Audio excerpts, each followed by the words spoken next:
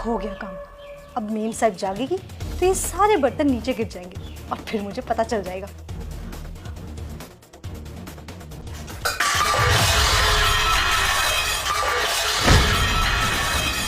जब तक लड़की नींद से जागती है तब तक उसकी नौकरानी वहां से भाग जाती है। तभी लड़की सोचती है, अरे ये तो हमारे घर की नौकरानी थी। तभी उसकी नजर अलमारी की तरफ जाती है और वह समझ जाती है कि वह यहाँ से हमारे पैसे लेकर भाग गई है। वह चिल्लाते हुए सविता के पीछे दौड़ती है। तभी नीचे सविता को घर का मालिक मिल जाता है, पर वह उसे पैसे थमाकर भाग जाती है। तभी उसकी पत्नी चिल्लाते हुए आती है और कहती है, आपने सविता को जाने दिया? वह हमारी अलमारी से सारे पैसे निकाल कर ले गई। चलो मैं दिखाती हूँ। तभी अलमारी खुली हुई होती है। पत्नी कहती है, देखो हमारी मेहनत की सारी कमाई लेकर भाग गई। हमने कितना भरोसा किया था उस पर। जल्दी से पुलिस को कॉल लगाती हूँ। ऐसे कैसे हमारे पैसे लेकर भाग जाएगी? तभी उसका पति उसका फोन छीनकर कॉल काट देता है और कहता है, सविता यहाँ से कोई पैसे चुरा कर नहीं भागी है, उल्टा मुझे देकर गई है। तभी उसकी पत्नी कहती है, अच्छा पक्का डर गई होगी इसलिए आपको पैसे दे गई। पति कहता है, नहीं ऐसी कोई बात नहीं है, ये पैसे हमारे हैं ही नहीं, ये पैसे सविता के ही हैं। अलमारी में मेरे पैसे तो थे ही नहीं। अब मेरी समझ में आया, सविता यहाँ पैसे चुराने नहीं पैसे रखने आई थी। तभी लड़की कहती है, लेकिन आपने तो मुझसे बोला था कि अलमारी में कुछ कैश पड़ा है, उसे संभाल कर रखना। एक तरफ आपकी माँ डूब रही है और एक तरफ 1 लाख रुपए तो आप किसे बचाओगे। मेरी तरह माँ को बचाने वाले लोग वीडियो को लाइक करके चैनल को सब्सक्राइब कर लेंगे और कमेंट बॉक्स में आई लव मॉम जरूर लिख देंगे। लड़का कहता है, वह सब मैंने झूठ बोला था तुम्हें खुश रखने के लिए, ताकि तुम खुश रहो। मुझे तो कहीं से कोई पैसे मिले ही नहीं। तब लड़की पूछती है, लेकिन सविता के पास इतने सारे पैसे कहाँ से आए? पति कहता है, अब यह बात तो सविता ही बताएगी। सभी लोग सविता के पास जाकर सभ्यता से पूछते हैं, बोल सविता तुम हमारे कमरे में क्या करने आई थी? तभी सविता बताती है, यह बात सच है, मैं पैसे चुराने नहीं आई थी, पैसे रखने ही आई थी, क्योंकि मैंने भाई साहब को बात करते हुए सुना था, भाई मैं बहुत कर्ज में डूब चुका हूँ, मेरे पास खर्च के लिए भी पैसे नहीं है, मुझे कहीं से पैसे की व्यवस्था करवाओ। मैंने भाभी से झूठ बोल दिया है ताकि वो खुश रह सके कि अलमारी में कुछ कैश पड़ा है, लेकिन हमारी अलमारी पूरी खाली पड़ी है। प्लीज जा जल्दी कोई व्यवस्था करवाओ। और भैया जी ने मना कर दिया। मैं भगवान से प्रार्थना कर रही थी कि कहीं से मदद मिल जाए और यह सारी बात मैंने सुन ली। मैंने तुरंत अपनी पायल बेचकर पैसे इकट्ठे किए और आपकी अलमारी में रखने चली आई। ये सुनकर सबकी आंखें भर आती हैं और पति भावुक होकर कहता है, सविता आज तुमने साबित कर दिया कि इंसानियत का असली रिश्ता क्या होता है। तुम्हारा दिल सच में बहुत बड़ा है।